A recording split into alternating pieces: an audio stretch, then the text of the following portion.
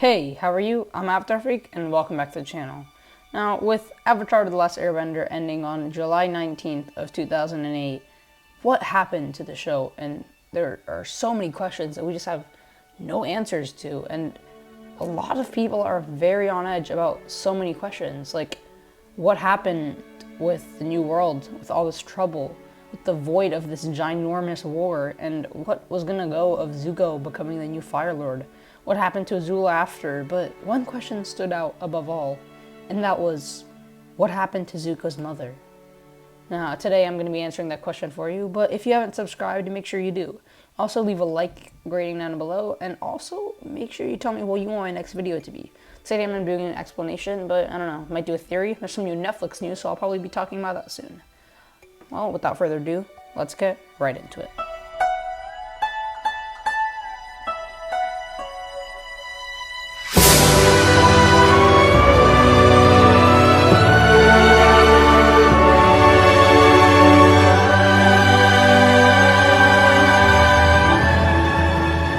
To understand the story, and one of the main reasons of the tale, you must understand how much of a treacherous person Fire Lord Ozai truly is. In Season 1 of Episode 20, Zuko captures Aang, and he tells Aang that his father told him that Azula was born lucky, and he was lucky to be born. Now, after Prince Iroh's son, Lu Ten, passing in the Siege of Ba Sing Se, Ozai had asked Fire Lord Azulon, his dad, for the throne, as Iroh's bloodline had passed with Lu Ten gone. With this, Azulon was infuriated and very disappointed how Ozai asked him to betray his first son, Iroh. With this amount of disrespect, Azulon wanted Ozai to feel the pain of losing a firstborn son, who, you guessed it, is Zuko. Ursa, Zuko's mother, could not take this. She and Ozai had developed a plan in which Ozai would become king and Zuko would not die. She had created an odorless poison to kill off Azulon. With this, Zuko was alive and Ozai was Fire Lord. Ozai banished Ursa not because of treason, as he stated, but to ensure his safety against the potion, trying to worsen the image Zuko has of Ursa, his mother. Another step of his plan to gear Zuko's loyalty towards him as opposed to Ursa.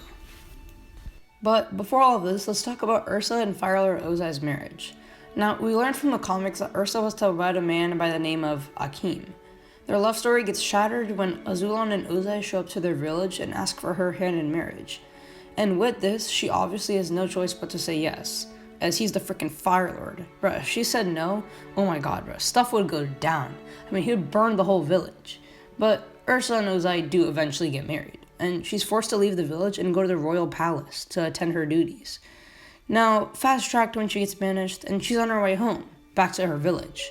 Yeah, when Ursa left, Ikem got kind of like crazy depressed. He then ventured into the Forgotten Valley, and he met one of those cracked and goated spirits ever, who is the Mother of Faces. Oh, and on a side note, guess who she's related to? If you guessed the giant centipede, or for some of you, Ko the Face Stealer. Yeah, you're right. The Mother of Faces is his mom.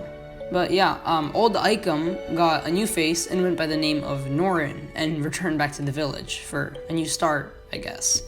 And at a carnival or a play or something, I really honestly can't tell what it is. No, wait. Oh, it was a play, I'm pretty sure, that she always participated in. Or I'm thinking of something else. Probably a play though. But yeah, at that, let's just say play, they met again and they caught up and they kind of figured out who they were, and he recognized her almost immediately, and then after he told her and explained everything, she wanted a chance at this new life too. And when the Mother of Faces asked her to erase her memories of her children or not, she chose to, which was a huge character step, and it's kind of sad, honestly, but that's not the purpose of what I'm trying to say here. And then she and Ikem, or Norin, I should say, came back, and they had a family together, and they had one kid, and they lived happily ever after. Or you thought. Now, Zuko, along with Azula and the whole Team Avatar, go to find Zuko's mother, but it's not in the way you think. They find her, but she's in the form of Noriko, her alter self, after taking a new face and a new personality and stuff from the face of the Mother of Faces. Why do I keep saying that? Every time I'm doing this, I always say Mother of, or faces of mothers. What am I doing? But anyway, well, after that, Azula keeps saying that you never loved me enough, and Noriko apologizes for that, even though she doesn't know what's happening technically. But then the mother of faces, I was just about to say, you heard me, right? You heard me. I was just about to say it. But anyway, the mother of faces shows up and offers Ursa or Noriko a chance of her old life, a chance of being Ursa again, and she takes it, and she's back, and the story ends there. But the thing that's really sad about this tale is the whole morality of Ursa in general. Throughout the series, we were told how much of a great mother she was, and how she was, like, literally the only light guiding Zuko towards the good person he is. All the traits that he had that were good came from her, but what type of mother would forget their children because of the pain? Who would do that? Who would leave their whole life behind, and let alone everything, but let alone her children? That is a terrible feat for a mother, and really ruins the entire morality that we see Ursa has lived up to. But that's just me. Okay, well, that's good enough the video. If you guys enjoyed, subscribe and make a like rating down below.